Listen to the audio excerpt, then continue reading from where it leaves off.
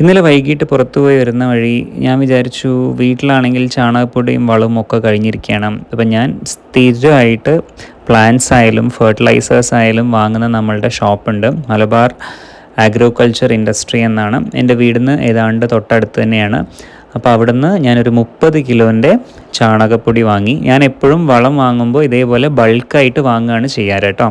അപ്പോൾ ആ ചേട്ടൻ ട്രോളിയിൽ കൊണ്ടുവന്ന് കാറിലോട്ട് വളമൊക്കെ വെച്ച് തന്നു. ഇനി നമുക്ക് നമ്മളുടെ ചെടിയുടെ വളമൊക്കെ കഴിഞ്ഞിരിക്കുകയാണ്. വളപ്രയോഗങ്ങളൊക്കെ ഇനി തിരിച്ച് സ്റ്റാർട്ട് ചെയ്യണം. അപ്പോൾ നമ്മളുടെ എപ്പിസിയ പൂക്കളൊക്കെ നോക്കിക്കേ, നല്ല പിങ്ക് ആയിട്ടുള്ള എപ്പിസിയ പൂക്കൾ നന്നായി പൂവിരിഞ്ഞ് നിൽക്കുന്നുണ്ട് കേട്ടോ. ഇത് പറ്റ വീട്ടിൽ നിന്ന് പോയതായിരുന്നു, പിന്നെയും ഞാൻ എങ്ങനെയൊക്കെയോ പിടിപ്പിച്ചെടുത്തതാണ്.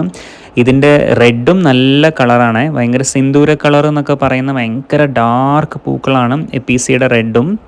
റെഡ് വളരെ കോമൺ ആണ്. നമ്മൾ പറയില്ലേ, ഈ ചെടി വലിച്ചെറിഞ്ഞാൽ പോലും അവിടുന്ന് ഒരു മെയിൻ്റനൻസും ഇല്ലാണ്ട് വളരുന്നൊരു ചെടിയാണ്. പക്ഷേ എനിക്കിത് ഹാങ്ങിങ് ആയിട്ട് വളർത്താൻ ഒരുപാട് ഇഷ്ടമാണ്. നല്ല രീതിയിൽ പരിചരണം കൊടുക്കുകയാണെങ്കിൽ ഒരുപാട് പൂക്കളും തരും. അതേപോലെ തന്നെ ചട്ടിയിൽ നിറയെ ഇങ്ങനെ പൂവിട്ട് നിൽക്കുന്നതാണ്, നല്ല ഭംഗിയാണ് കേട്ടോ. അപ്പോൾ ഹാപ്പി തേഴ്സ്ഡേ.